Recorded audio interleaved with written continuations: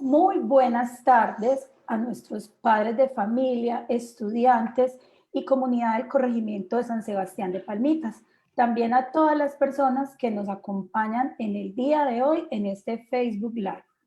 Vamos a tratar un tema que viene en la misma línea de lo que estuvimos hablando la semana pasada. La semana pasada estuvimos, para recordarles, estuvimos hablando sobre la violencia intrafamiliar.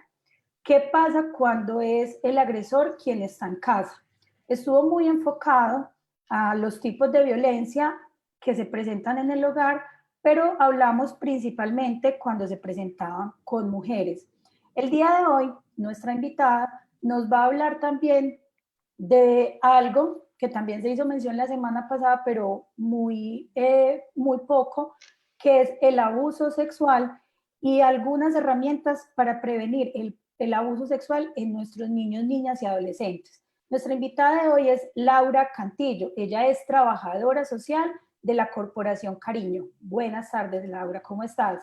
Buenas tardes, Karen. Muchas gracias por la invitación. Sin duda, es muy importante que todas las familias tengamos oportunidad de conocer la problemática en profundidad de lo que es el abuso sexual infantil y sin duda mencionar las herramientas para que lo podamos prevenir.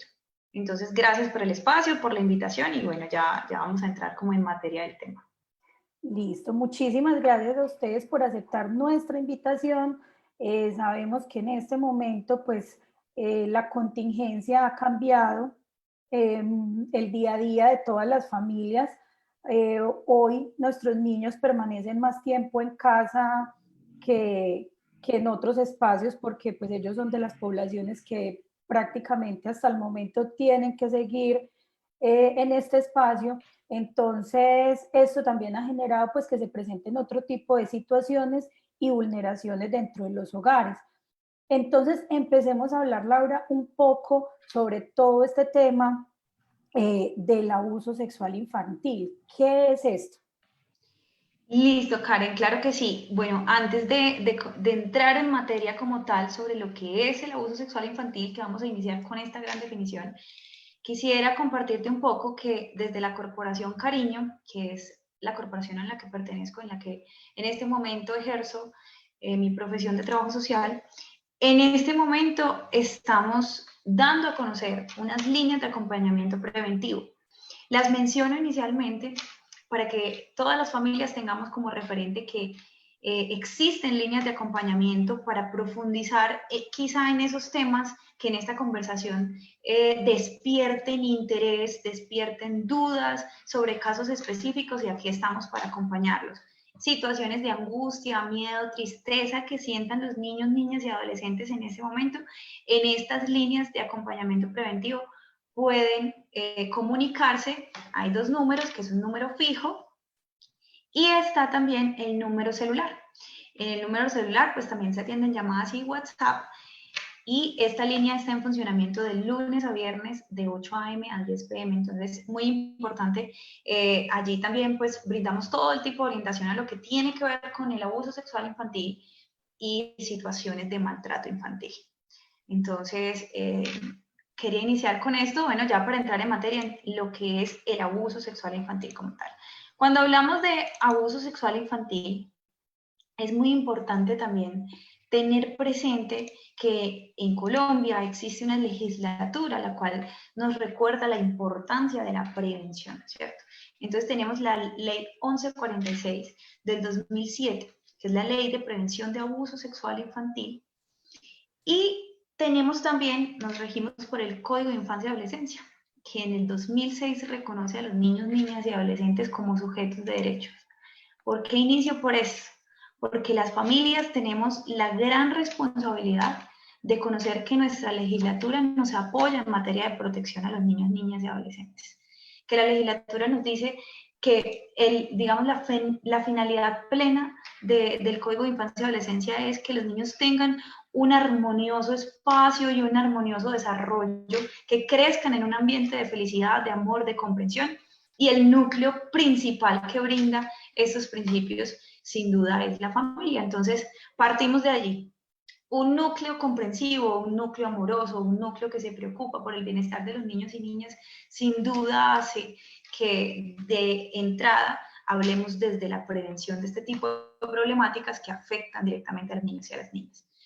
La ley 1146 menciona el concepto general de lo que es el abuso sexual infantil y lo voy a mencionar, digamos, como haciendo énfasis en unos puntos bastante álgidos. Entonces, ¿qué es el abuso sexual infantil? Es todo acto de tipo sexual con o sin contacto físico entre un niño, niña, adolescente y un adulto, hombre o mujer, que se ubica en una posición de confianza o poder frente a esa víctima y utiliza la fuerza, la amenaza, el chantaje emocional, la presión o la autoridad con un único objetivo, que es obtener placer sexual, ya sea personal o ya sea el placer sexual de terceros. En esta definición, Karen, quisiera hacer énfasis en algunos puntos especiales. Y es que nos dices, todo acto de tipo sexual con o sin contacto físico. Estamos hablando de dos tipologías de abuso sexual, con o sin contacto físico. Entre un niño, niña, adolescente y un adulto, hombre o mujer, debemos desmitificar que solo los hombres son los abusadores sexuales. También nos revelan casos de mujeres que son abusadoras sexuales o facilitan que sus niños, niñas y adolescentes ingresen dentro de una red donde terceras personas pueden acceder a ellos. Y a esto le llamamos no la prostitución infantil, sino, es la mal llamada prostitución infantil, sino la explotación sexual comercial de niños, niñas y adolescentes. Es decir, cuando hay un intercambio económico a través de ese placer sexual que se puede llegar con un niño, niña, adolescente, hablamos de explotación sexual como tal, ¿cierto? O sea, sí, dime. Sí, Laura, qué pena yo te interrumpo, ya que estamos tocando el tema de explotación sexual, para que le aclaremos a la gente por qué se habla de explotación sexual comercial y no de prostitución infantil.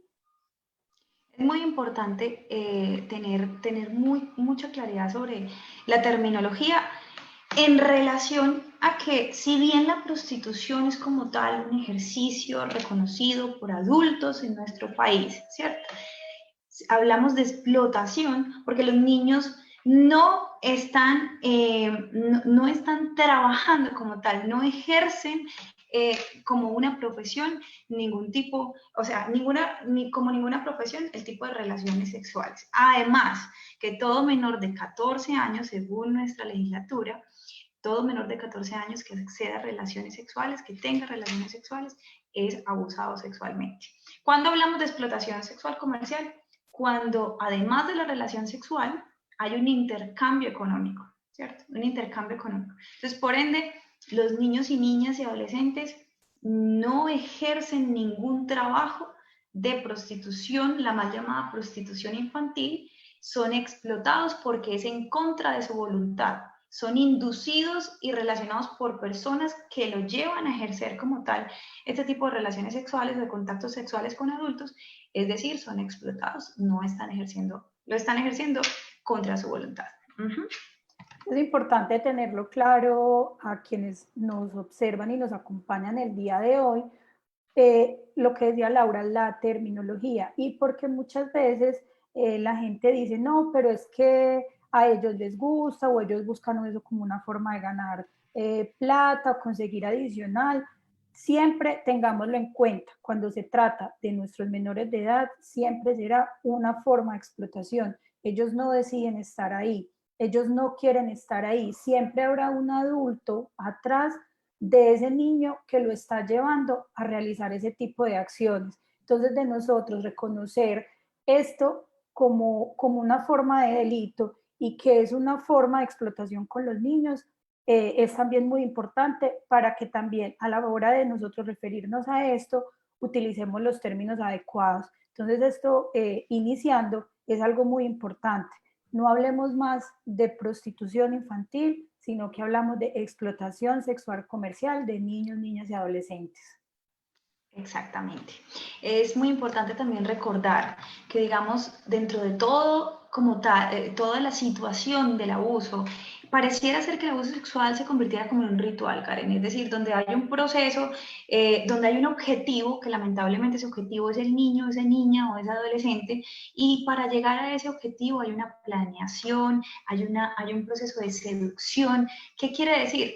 Que la persona, ese adulto que se ubica como victimario y que quiere afectar al niño, niña, adolescente, planea como tal la situación. Y por eso es que hablamos de los engaños, de la seducción, de la presión. Muchas veces cuando hablamos del abuso sexual, quizás las personas se imaginan, digamos, como el acto violento con agresión física, donde se dejan secuelas físicas que sean evidentes, y generalmente no es así. Hay una seducción, el lenguaje del abusador puede ser incluso a través del cariño, de la ternura, del acercamiento, quizá llenando todos esos vacíos emocionales que tienen los niños y las niñas, y es una forma de acceder a ellos, una forma de acercarse muy fácil a un niño y una niña es a través del juego, a través de la comprensión, del amor, de los regalos, ¿cierto? Entonces un niño que carece del amor, de la atención de la familia, puede estar más propenso a ser víctima de algún tipo de problemáticas, específicamente como el abuso sexual infantil. Entonces, la confianza es uno de esos elementos que utiliza quien se ubica en posición de abusador, ¿cierto? La confianza y el secreto. Es muy importante que las familias tengan muy presente que cuando los niños guarden un secreto, cuando el niño relacione o se posesione se familiarice con el secreto, debemos prestar mucha atención a qué información se están guardando. Generalmente hablamos del secreto como algo que causa daño. Si nosotros frustramos el secreto, ¿qué pasa? Se rompe la confianza con alguien, hay un problema, y cuando guardamos un secreto generalmente lo vemos negativamente porque el secreto causa afectación y daño. Entonces es muy importante invitar a los niños a que haya un adulto que los escuche, pero invitarlos a que comuniquen, a que hablen, a que se expresen. Y, y también es importante que el adulto sepa que los niños se comunican de diferentes formas. O sea, el abuso sexual infantil habla de muchas formas y aquel que no lo verbaliza lo expresa, y sobre eso podemos indagar más adelante. Pero sí es muy importante tener presente, Karen, que todo este ritual del abuso sexual infantil, si bien lo lidera un adulto que tiene la intención de causar un daño sobre el niño, niña, adolescente, es importante tener presente esta parte. Hay una intencionalidad de daño, hay una planeación de los hechos y hay todo un proceso de seducción, de engaño, para llevar al niño, niña o adolescente a cometer actos en contra de su voluntad. Y por esto que precisamente nos estás diciendo, Laura, es que se genera la importancia de que creemos vínculos de confianza con los niños. A veces los niños dicen, yo le voy a decir una cosa, pero no le vaya a contar a mi mamá o no le vaya a contar a mi papá, pues que son como las figuras que uno esperaría que sean las figuras de confianza de los niños. Que ellos tengan la tranquilidad de que si algo les está pasando, puedan acercarse a ellos, puedan contarles lo que les está pasando. Y hay algo muy importante, Laura, y de pronto podemos hacer mención a eso, y es creerle a los niños. A veces uno escucha, ay, es que yo no sé si creerle porque él es muy mentiroso. Yo no sé si creerle porque es que ya ella me ha dicho mentiras. O sea, nunca dudar de esa versión o de eso que nos está contando nuestros niños. De pronto hablar un poquito sobre esto. Sí, es supremamente importante y valioso. Bueno, primero hay dos cosas acá, el tema del secreto y el tema de si los niños mienten. En el tema del secreto podemos incluso empezar a desfamiliarizar esa palabra de nuestro vocabulario con los niños, enseñándole a los niños que es mejor hablar de sorpresas. Te pongo un ejemplo. Cuando hablamos de sorpresas, las sorpresas generalmente tienen un corto tiempo, una corta duración, y cuando se descubren causan felicidad, hay una emoción que produce algo positivo. Entonces, a un niño le podemos decir, tu hermanita está cumpliendo años y le vamos a partir una torta más tarde, no puedes decir nada todavía, porque es una sorpresa. El niño entiende que debe ser prudente, que no debe contar como tal en este momento la sorpresa, que hay un corto plazo y que cuando se descubra lo que le va a generar es felicidad, ¿cierto? Entonces es un tema muy diferente con el secreto, porque el secreto finalmente el abusador lo utiliza para decirle al niño, no vayas a contar algo, vamos a jugar un juego tú y yo, o te voy a traer un regalo, o te voy a dar algo que a ti te gusta, pero es un secreto entre tú y yo, no le vas a contar a mamá, no le vas a contar a papá, no le vas a contar a la abuela, porque si no, no te regalo más cosas, si no, no te doy algo, eso que pasa entre ellos, que el niño también le gusta porque hay un juego y porque hay algo que lo une, hay un vínculo también que lo une a ese adulto, pero que finalmente le hace daño. O sea, ese secreto como tal al niño le hace daño. Y cuando el niño o el adolescente ya interioriza el secreto, permanece el secreto en él, también recae sobre él algo de culpa, porque es que entonces, si yo lo digo, pueden lastimar a mamá o a papá, pueden lastimar a mi abuela, a mi hermano, depende con el tipo de chantaje con el que se haya acercado este adulto, y allí es donde empieza todo el tema del sufrimiento del niño en silencio. Por eso hablamos de que cuando el niño se exprese, lo diga, lo manifieste, lo haya guardado por un prolongado tiempo, un tiempo prolongado en donde le haya causado mucha afectación. Y para un niño o niña no es fácil reconocer que aquella persona que amo, porque muchas veces ese abusador es papá, es abuelo, o es incluso mamá o es abuela, es decir, es una persona muy cercana a la familia. Para un niño no es fácil definitivamente reconocer que esa persona que ama también lo está vulnerando, también le está haciendo algo que lo afecta. Y si lo expresa y hay un adulto que lo desmiente, el niño enseguida por completo va quizá a prolongar ese silencio y a ocasionar mayores heridas que digamos, van a trascender en su adultez, ¿cierto? Y en todo el desarrollo integral de su personalidad. Entonces, sí es importante, familias, cualquier relato de los niños en relación al abuso sexual, por favor, creámosles, los niños pueden mentir si rompen un jarrón en casa, se cayó un vaso de vidrio y lo partieron, ¿y quién rompió este vaso? No fui yo, fue mi hermanito, fue mi hermanita. Sobre muchas situaciones los niños pueden mentir, pero sobre el abuso sexual infantil, nosotros no concebimos que los niños mientan. Además de que muchas veces el niño expresa en su relato qué lo afectó, qué le hicieron, qué tipo de tocamiento hubo. ¿Cómo un niño podría mentir sobre algo que está relatando que sucedió? Tendría que haberlo o visto o vivido. Y ya con solo verlo, estamos hablando de abuso sexual infantil sin contacto físico. Entonces, es muy importante que partamos de este tema que acabas de puntualizar, Karen, y es creámosle a los niños sobre el abuso sexual.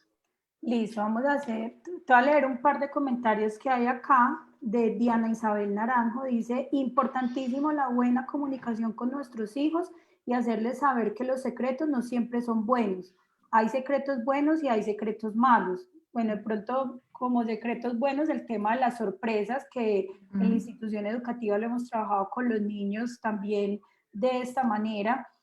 Y que si alguien les dice que el secreto no se lo pueden contar a nadie, es porque algo malo hay ahí. Como puntualizando en lo que tú nos decías. Laura, hagamos aclaración de algo. Hemos venido mencionando que hay abuso con contacto y abuso sin contacto. Hagamos un poquito más de claridad en ese punto. Claro que sí. Bueno, nuestra definición nos dice que tenemos dos tipos de abuso sexual. Entonces está el abuso sexual con contacto físico y abuso sexual sin contacto físico, eso está claro. ¿Cuándo hablamos de contacto físico? Cuando existen caricias sexuales con o sin ropa, cuando hay una manipulación de los órganos genitales de los niños, cuando se obliga al niño a manipular los órganos sexuales del adulto, cuando hay besos de carácter sexual, cuando existe sexo oral, cuando existe cualquier tipo de penetración, ya sea vaginal, anal, ya sea con cualquier parte del cuerpo o con otro objeto. Es decir, cuando hay un tipo de tocamiento, cuando hay contacto físico con el otro, ¿cierto? Ahí hablamos con contacto físico.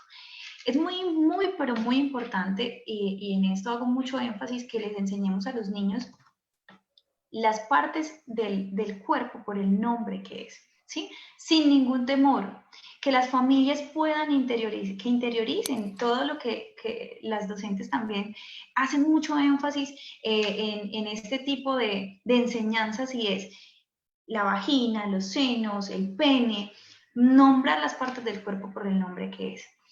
¿Por qué hago énfasis en esto? Porque muchas veces le llamamos al pene el chito ¿qué es? El chito generalmente lo reconocemos como un alimento, ¿el alimento a dónde se lleva? A la boca, ¿cierto? Y es el mismo lenguaje que utiliza el abusador sexual cuando se va a valer de la situación para llegar o para acceder al niño. Si el niño entiende que su pene se llama chito, y el abusador llega en su lenguaje y en su confianza y le dice, ¿dónde está tu chito? Yo quiero comerme ese chito, quiero besar el chito, quiero darle un besito al chito, o el chito donde se lleva a la boca, es un alimento, y en ese juego que puede existir un tipo de abuso sexual con contacto físico, o estamos hablando del sexo oral específicamente. Entonces, mucho cuidado con el lenguaje. Definitivamente los niños, cuando reconocen las partes de su cuerpo por el nombre que es, ya ahí estamos hablando de prevención, ya ahí estamos hablando de enseñarle a los niños todo lo que tiene que ver con el autocuidado, y efectivamente lo propiciamos desde las familias. Incluso hay una práctica cotidiana que es saludar al niño con el besito en la boca. Muchas veces las familias lo hacemos como un gesto de cariño, de amor. La mamá le dio un besito en la boca y se despidió luego en el colegio, o se despertó y papá le dio un besito en la boca a la niña. Tengamos muchas precauciones con este tipo de prácticas. Nosotros en lo posible siempre decimos, no lo hagamos, no besitos en la boca con los niños, porque a los niños les enseñamos las partes del cuerpo íntimo por el nombre que son, pero también les enseñamos que la boca hace parte de sus partes íntimas de su cuerpo, y que nadie las toca, nadie las besa, nadie las acaricia, nadie las observa. Y si ellos interiorizan esta información, entonces en teoría nadie tampoco tendría que besar mi boca porque hace parte de mi cuerpo íntimo, ni siquiera papá y mamá, porque aún siendo ellos tan cercanos, ellos cuidan y protegen mi cuerpo. Ese es el mensaje que le damos siempre a los niños. Entonces, si el niño recibe el besito en la boca de papá o mamá, ¿por qué no lo puede recibir del tío, de la abuela, de la hermana o del vecino? Seamos coherentes con la información. Entre más coherentes seamos con la información que le damos a los niños, para ellos va a ser mucho más fácil comprenderla y tener herramientas preventivas, por supuesto. Okay. Dime. No, que el tema del besito genera una polémica y a veces hasta malestar por parte de los padres de familia, pero es algo muy importante. Ya Laura nos hizo la aclaración, entonces tengamos en cuenta eso, que tiene no solo pues lo físico, que ya muchas veces los médicos, odontólogos nos han hablado, ¿por qué no? Y también tiene pues esta parte que estamos hablando acá del tema del reconocimiento del cuerpo, y que puede tener unos riesgos más adelante frente al reconocimiento que hace el niño pues de la boca y de quién puede besarme y quién no. De hecho, en estos días y ahorita de pronto cuando empecemos a hablar de cómo identificar, está también eso de quién me gusta y quién no, que me dé una caricia, que me dé un beso, que me dé un abrazo. Cuando yo siento, no, esta persona no. Y a veces los papás tienden a obligar a los niños a darle beso, pero salude lo que es la tía o el tío, vea, dele pico que es el tío. Entonces es también como que aprendamos a respetar, o sea, así como les enseñamos a que cuiden su cuerpo, también como respetarles esas decisiones que ellos toman de no, sí, es mi tío, pero no me gusta que me dé abrazos y que me dé besos. Ese ejemplo es clave, porque muchas veces nosotros tenemos que permitir que los niños expresen sus emociones con plena libertad, es decir, que el niño se sienta en confianza de decir quiero y no quiero, y por supuesto también que enseñemos a los niños a establecer límites. Nosotros siempre les decimos a las familias los límites personales, pero también los límites en el espacio, es decir, esos límites de contacto. pues, existen, por supuesto, los niños que son súper afectuosos, súper cariñosos, que llega papá, mamá, el tío, la abuela, cualquier persona de la familia y los abrazan, permiten que les den besitos en la mejilla, etcétera, y son muy afectuosos, pero también hay niños que no les gusta ese contacto físico y debemos respetar si el niño efectivamente dice no. Les decimos a los niños, no hable con extraños, no le abra la puerta de la casa a ningún extraño, no tenga ningún contacto con ningún extraño y está muy bien, ¿cierto? Pero quizá el niño tenía meses de nacido y la tía se fue de viaje y la tía volvió 5 años más tarde y cuando llega la tía a saludar a la familia nuevamente después de su largo viaje y va a saludar al niño, el niño ya está grande y el niño genera como una actitud quizá no de confianza, sino más bien preventiva, y la familia dice lo que estás poniendo de ejemplo, no sea grosero, vaya para su cuarto, este niño sí es rebelde, no quiso abrazar a la tía, no quiso darle el besito en la mejilla y para él la tía es un extraño. Entonces volvemos al tema de ser muy coherentes con la información que le enseñamos a los niños. Si nadie toca mi boca porque es una parte íntima, ni mamá ni papá lo puede hacer. Si no quieren darle un abrazo a una persona, tampoco debemos obligarlos. Por el contrario, debemos decirles cuáles son los límites personales, cuáles son las caricias buenas y las caricias malas, porque también existen. Y en esa enseñanza de caricias buenas y caricias malas, incluso que los niños identifiquen que si una caricia mala es tocar mis partes íntimas, por supuesto, ni mamá ni papá tampoco tocan mis partes íntimas, porque se supone, estamos enseñándoles que son las caricias malas. Entonces, volvemos al tema como de la coherencia con esa información que le damos a los niños de manera preventiva. Bueno, Laura, y esto nos da pie para que hablemos un poquito, ya que estamos hablando de los extraños y la familia. En la época de nosotros, cuando estábamos más chiquitas, la prevención era siempre con los extraños. Tenga mucho cuidado con las personas que usted no conoce. No le reciba a nadie que usted no conozca. Si al colegio llega alguien por usted y usted no sabe quién es, no se puede ir con él. Pero las estadísticas nos han mostrado que los niños y las niñas principalmente son vulnerados o abusados por personas cercanas, por personas de confianza. O sea, no es ese lobo que a veces mostramos, por ejemplo, en los cuentos, no es el lobo que nadie conoce, sino que es una persona que puede estar dentro de la familia, que puede estar dentro del entorno, alguien que es conocido para el niño. ¿Dónde ocurren principalmente o qué es lo que pasa en este tema del abuso con personas de confianza? Súper importante mencionarlo porque, bueno, de hecho aquí tengo un dato que si bien no es de un año reciente, del 2008, fuente de Instituto Nacional de Medicina Legal y Ciencias Forenses, donde nos decía que alrededor de 10.442 niños, niñas y adolescentes fueron abusados sexualmente. Si hablamos de un caso, de un número de 10.442 niños, niñas y adolescentes, y para muchos esta cifra sea muy alertadora, siempre hablamos del subregistro, ¿cierto?, de los casos.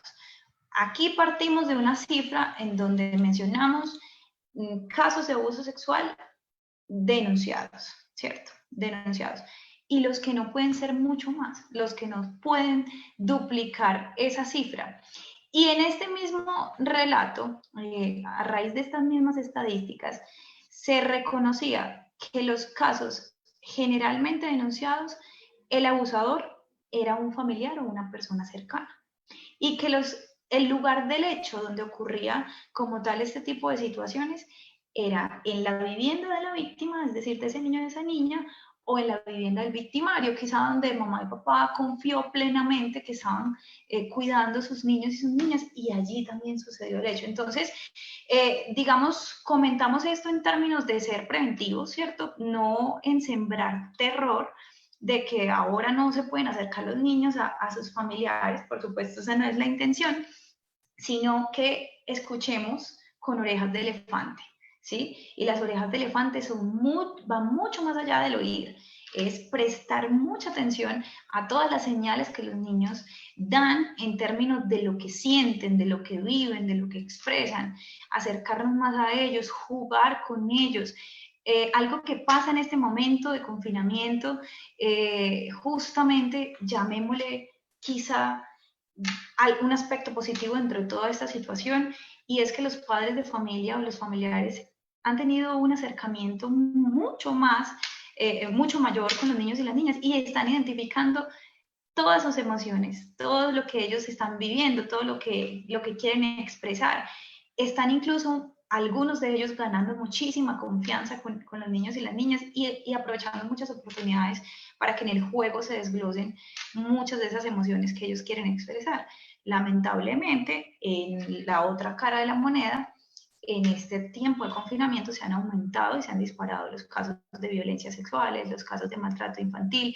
Por eso es importante que no solamente protejamos los niños que tenemos en la casa, claro, por supuesto hay un vínculo, hay un amor, pero si yo escucho, observo, veo algo con mi vecino, por favor recuerden que tenemos líneas nacionales a nivel nacional, el 141 de ICBF, donde podemos llamar y enseguida reportar situaciones de vulneración de derechos con los niños, y tenemos el 123 extensión social, que en Medellín están sumamente atentos también de recibir todo este tipo de situaciones, y ante los acompañamientos que podamos brindar, las líneas de cariño que iniciamos relatándolas.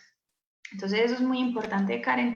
Sí quisiera mencionar algo que cuando hablábamos de los tipos sexuales con contacto y sin contacto físico, no profundicé un poco sobre el tema del abuso sexual sin contacto físico, y es importante que las familias tengan muy presente y desmitifiquemos también que solo cuando hay contacto hay abuso. Muchas veces decimos, le dijo algo, pero menos mal que no lo tocó. Le dijo un piropo morboso, pero afortunadamente se quedó solo ahí. Y ya solamente cuando hablamos de comentarios de tipo sexual, de insinuaciones de tipo sexual con los niños, niñas y adolescentes, estamos hablando de un tipo de abuso que poco se denuncia, y es el abuso sexual sin contacto físico. Hacer comentarios con contenido sexual frente a los niños, incluso llegar a que los niños observen una autoestimulación, una masturbación en el adulto, obligar al niño a que se desvista delante del adulto.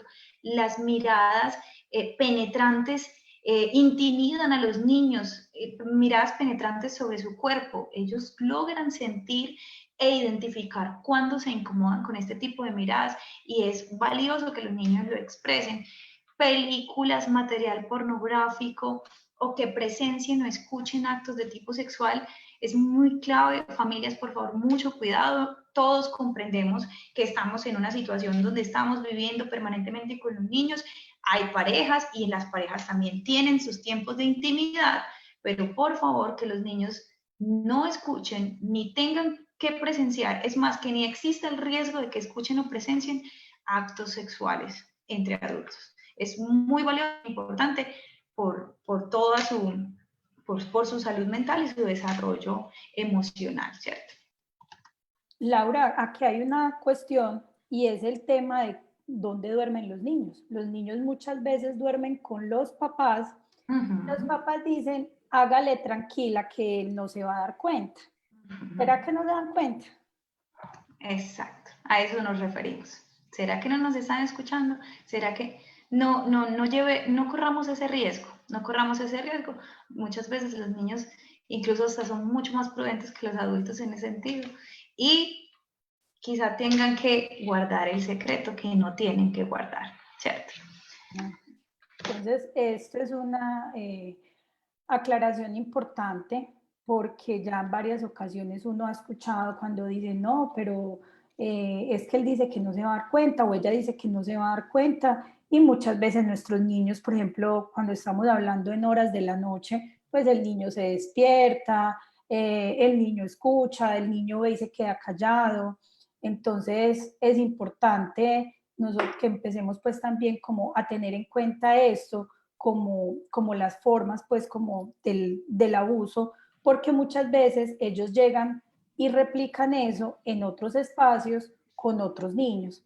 Entonces a veces uno le insinúa a la mamá o al padre, pues a la persona que acompañe, es que puede haber un presunto abuso.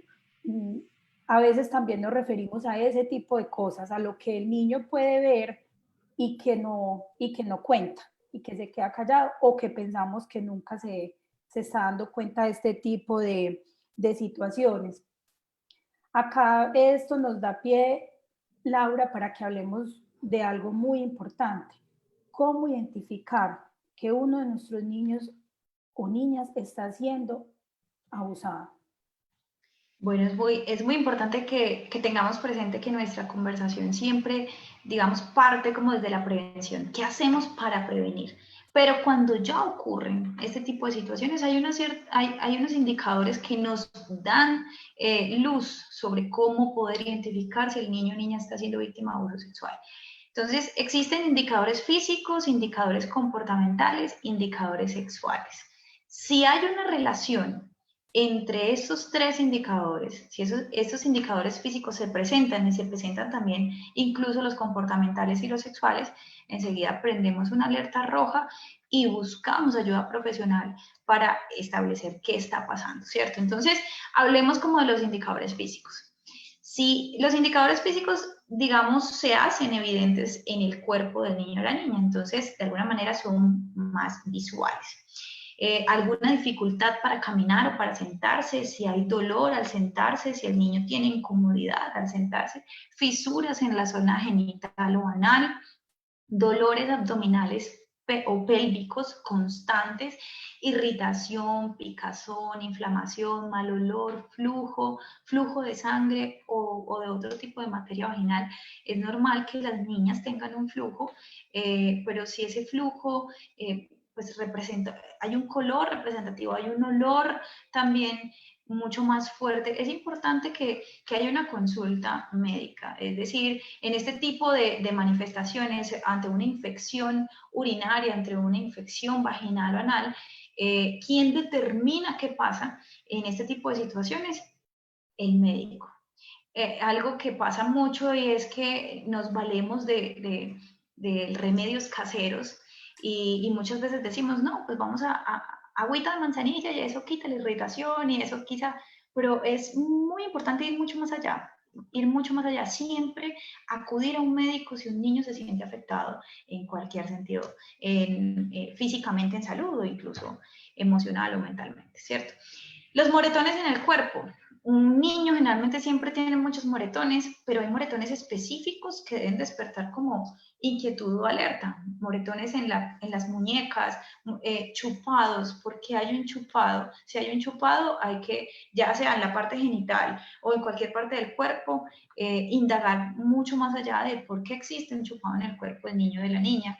Si existen, por supuesto, golpes, moretones, rasguños en la zona cerca, la zona genital del niño o la niña, pues indagamos también sobre eso. Enuresis o encopresis. Y cuando hablamos de enuresis, específicamente nos referimos si el niño ya tuvo un aprendizaje sobre cómo controlar sus esfínteres y en algún momento hubo un reproceso de ese aprendizaje, es decir, en una situación, en cualquier momento se hizo sus pantalones, se orinó o defecó en sus pantalones.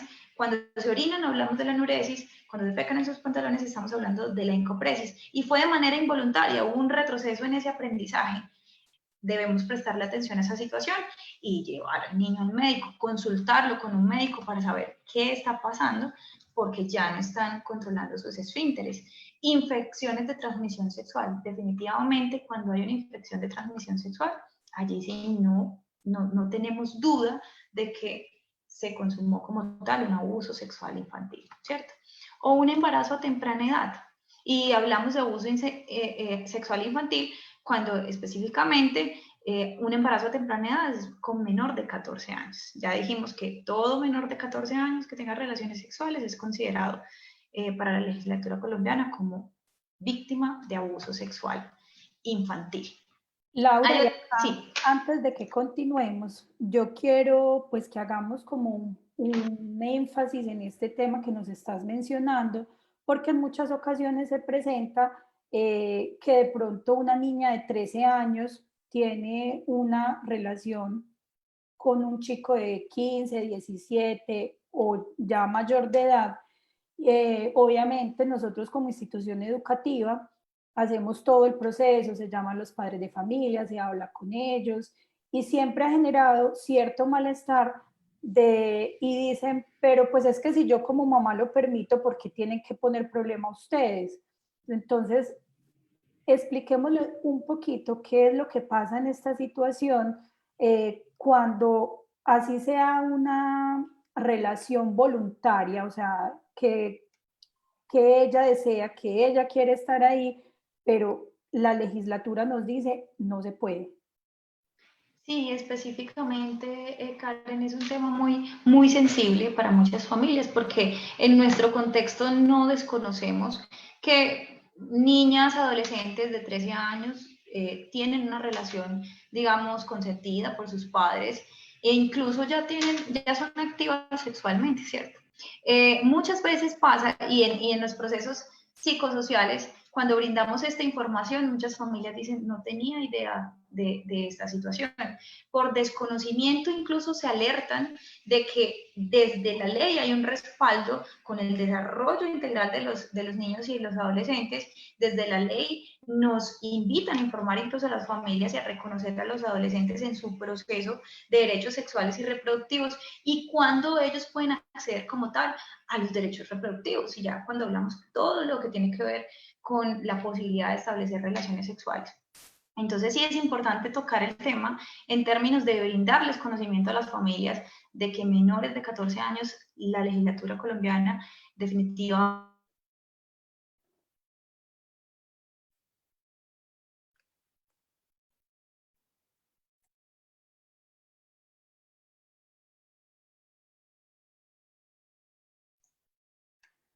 Bueno, parece que tenemos dificultades con el audio de Laura.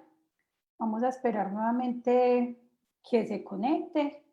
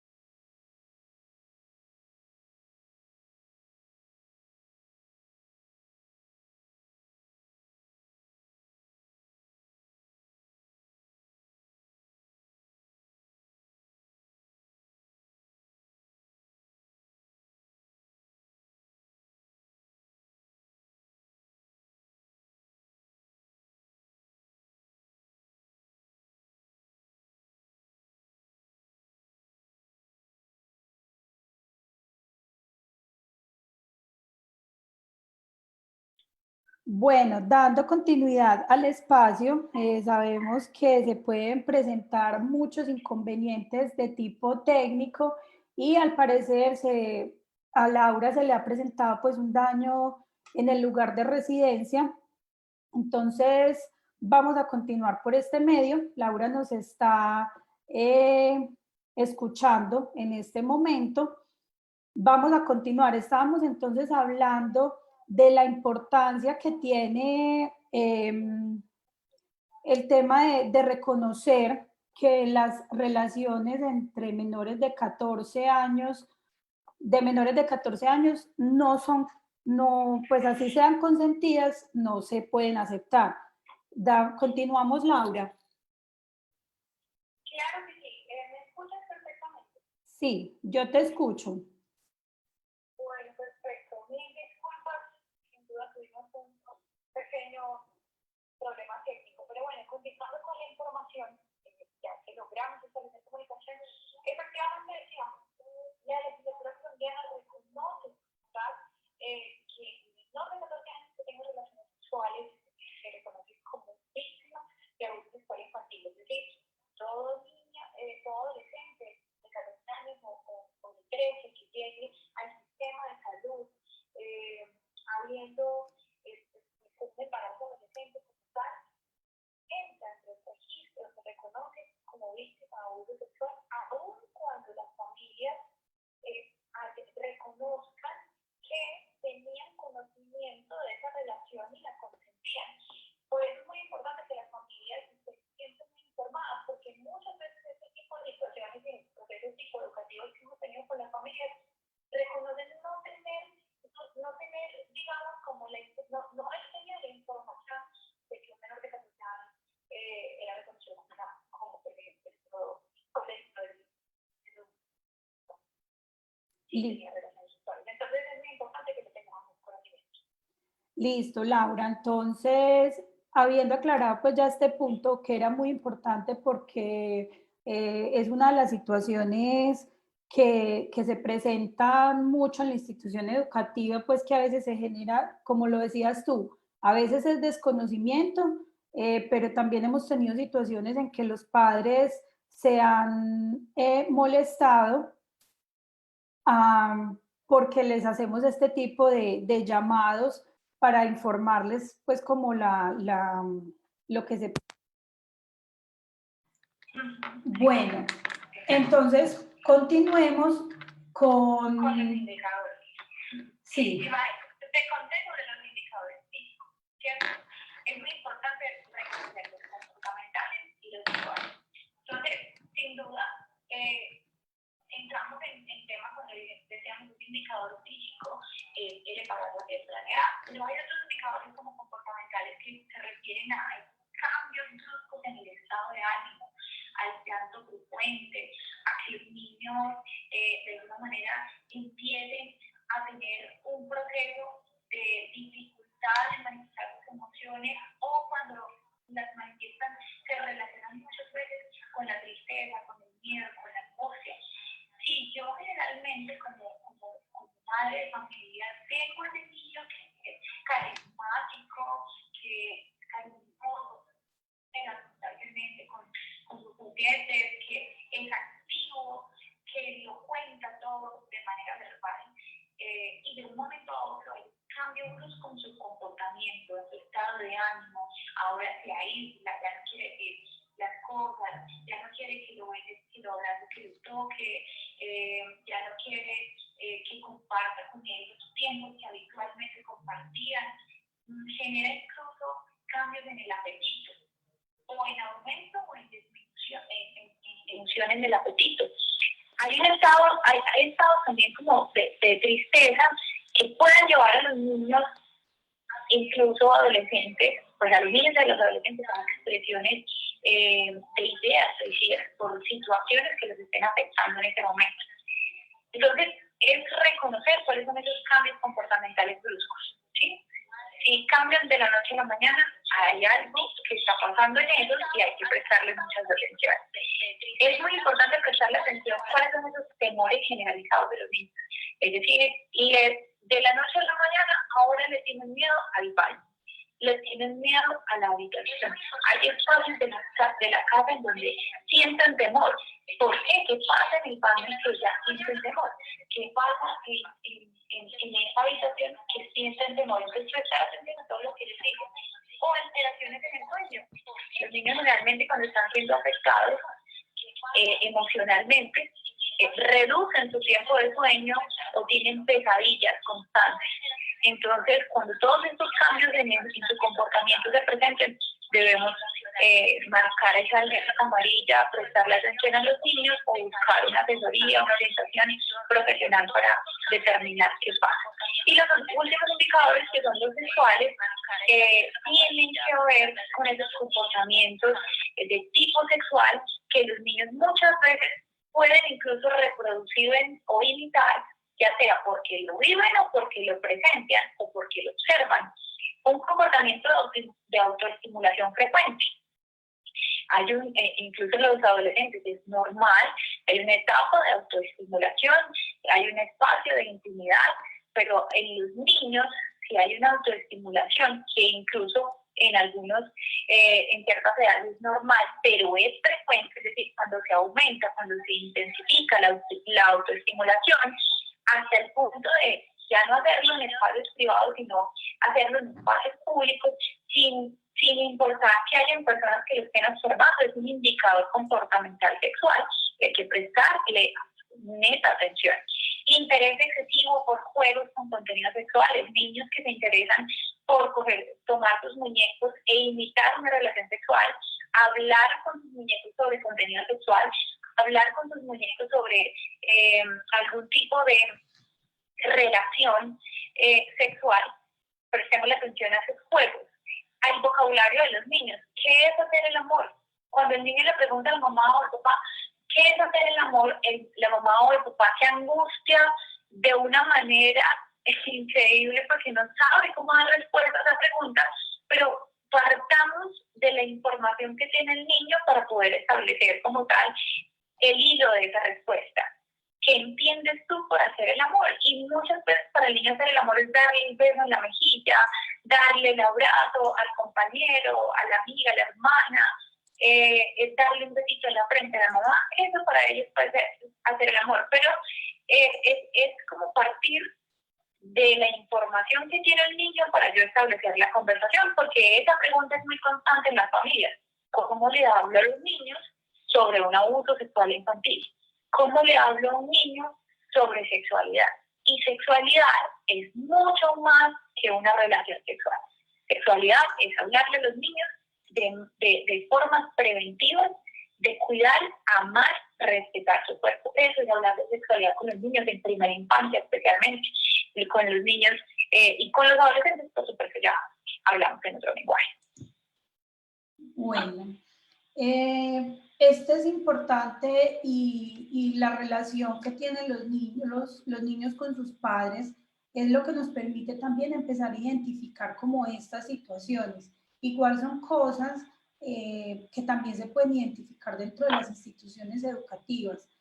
En ocasiones podríamos hacerlo como una alerta temprana, o sea, nos empezamos a dar cuenta antes de que algo más grave, digámoslo así, pase, pero es estar como pendiente de esos cambios de los niños, de cómo todo eso que nos hablaba Laura, porque bueno, cuando hay unos síntomas físicos, de pronto es más fácil de identificar una situación que ya se presentó, pero a veces esos síntomas psicológicos, emocionales, cambios en el comportamiento, pueden en ocasiones pasar desapercibidos. Por eso hay una recomendación de pronto acá importante y es preguntarle a nuestros chicos cómo están, cómo se sienten, cuando lleguen del colegio, cuando ustedes lleguen de trabajar, o sea, como estar muy pendientes, no solamente si comió, si hizo las tareas, si no dejó la coca del algo en el colegio, es estar pendientes de cada uno de los detalles.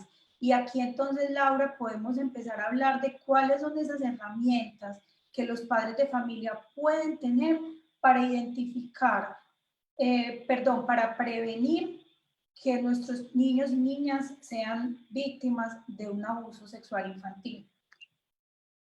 Claro que sí. Bueno, Karina, acá es muy creo que ya hemos mencionado algunas, pero digamos no hay una fórmula mágica como tal para todas las familias, no hay una fórmula mágica generalizada. Creo que la principal herramienta es el acercamiento, el amor, la comunicación. Todos los niños tienen una forma distinta de comunicarse, es que cada familia identifique cuál es la forma en la que su niño, su niña, su adolescente expresa sus emociones, ya sea de manera verbal, ya sea con sus comportamientos, ya sea con lo que escriben o dibujan, muchas veces en el dibujo, en las formas de ellos representar lo que hacen e incluso también en las formas de participar en familia, se reconocen y se escuchan a los niños. Entonces, como herramienta principal es el acercamiento, el amor, un niño con amor, un niño sin vacíos afectivos, es menos propenso a cualquier tipo de vulneración y menos propenso a ser víctima de una problemática y de un flagelo tan fuerte como lo es el abuso sexual infantil. Entonces, familias, por favor, tengamos muy presente, somos mucho más, no somos superhéroes como padres de familia, somos padres suficientemente buenos y madres suficientemente buenas que también cometen muchos errores, pero que también los hablan, los comunican y se disculpan con los niños. Y los niños también de esa misma forma aprenden a disculparse, a reconocer sus emociones. Importantísimo, hablarles a los niños de las partes privadas de su cuerpo, ¿cierto? Hablarles de los límites y los espacios, de los límites en sus espacios personales, es decir, cuáles son los espacios privados en casa, el baño, y si el baño es un espacio privado, respetemos cuando el niño entra en ese espacio privado. No es que deje la puerta abierta, que podamos ingresar cuando quieren, que podamos observarlo mientras hacen sus necesidades básicas. Si es un niño que requiere de la ayuda, un solo adulto puede prestarles ayuda siempre, ese mismo adulto, ¿cierto? Pero que ellos conserven, identifiquen y tengan muy claro que sus espacios personales, que sus espacios privados son cuidados por ese adulto que los ama, ¿cierto? Ser muy respetuosos con la información que les brindamos a los niños, ser muy respetuosos con todos los contenidos que hablamos delante de los niños.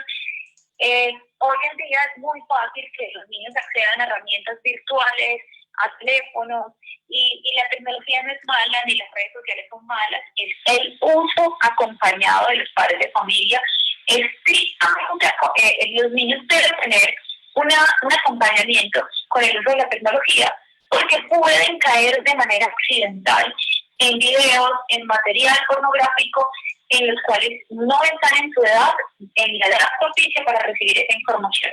Si hay un padre protector, cuidadoso y acompañante en este tipo de herramientas, seguramente los niños no están propensos a ser víctimas de violencias sexuales de forma digital, que es otro tipo de violencia que está siendo muy recurrente y que muchos niños que ya pueden acceder a redes sociales, a conversaciones con personas adultas, están propensos también a ser víctimas de abusos sexuales por medios digitales. Entonces tengamos mucho cuidado también con eso.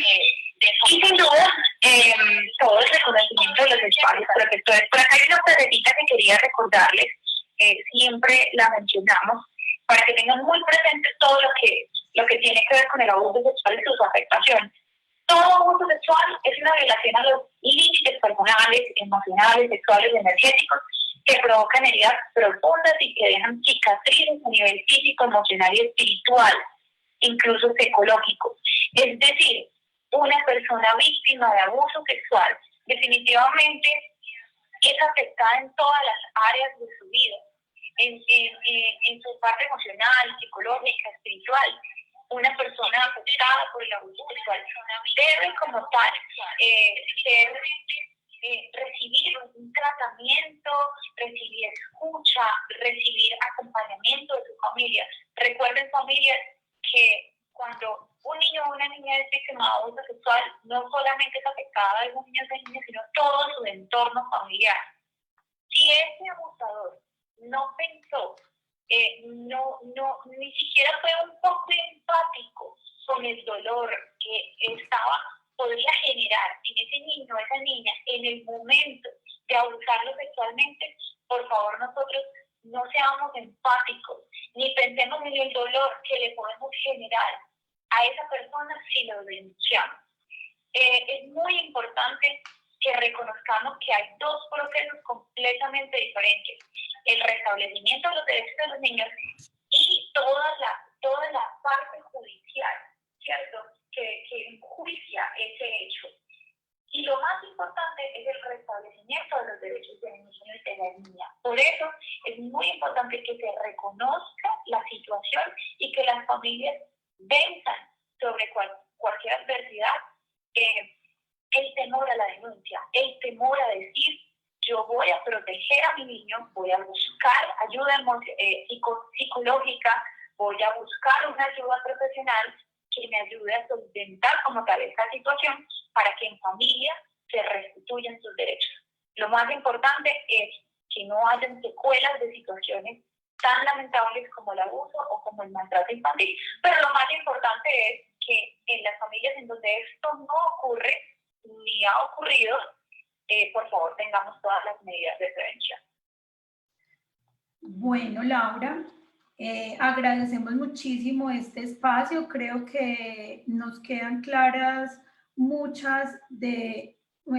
lo que tiene que ver con todo lo del tema de prevención de abuso sexual infantil, no solamente qué es y qué tipos existen, sino cómo estar muy pendientes de nuestros niños, cómo reconocer cuando a nuestros niños les viene sucediendo algo, y además de eso, pues lo ideal es que nosotros hagamos todo esto de la prevención antes de que algo suceda.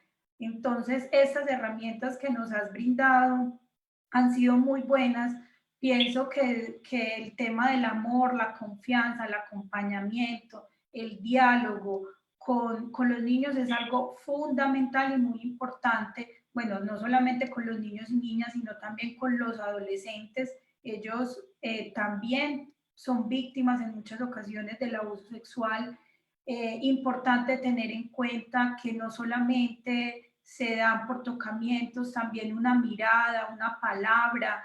A veces dicen, no, es que con el tema, por ejemplo, del acoso callejero, dicen que no, es que ponen problema por todo, es que ya a las mujeres no se les puede decir nada, y muchas de nuestras jóvenes y nuestras adolescentes de la institución se quejan del acoso callejero, de los comentarios que les dicen cuando van caminando por las veredas, y esto hace que ellas sientan miedo. Las niñas también sienten miedo cuando les hacen este tipo de comentarios.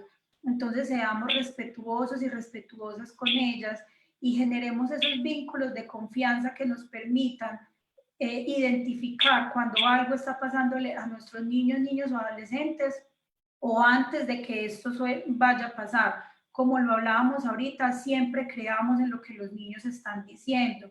Respetemos sus espacios, respetemos su cuerpo, prestemos atención cuando él nos diga: a mí no me gusta que una persona o cercana o no me abracen, me den besos. Ellos muchas veces, como lo decía Laura, cuando estábamos iniciando, no nos dan señales directas o no nos dicen directamente qué es lo que está pasando, pero también tienen algunas conductas que nos permiten identificar que hay algo con una persona que no le gusta. Entonces, creamos en lo que ellos nos dicen y generemos esos vínculos de confianza, de amor, que creo que es como una de las herramientas principales en una familia. Así es, muchas gracias, Karen, así por la invitación. Es muy valioso, muy importante estos espacios donde definitivamente muchas familias pues se interesan por conocer esta problemática, pero además de interesarse, se activan en términos de que se convierten en padres de familias sumamente protectores, amorosos y también, sin duda, ayudan a otros compartiendo esta información. Recuerden que según estadísticas nos dicen que en Colombia cada 2 horas niños y niñas son víctimas de abuso sexual, cada 2 horas, haciendo la sumatoria de cuántos niños pueden llegar a ser víctimas en un solo día. Tendríamos que repensarnos cómo podemos contribuir nosotros desde el rol que tengamos, siendo madres, siendo educadores, siendo padres, siendo hermanos. Es decir, es una responsabilidad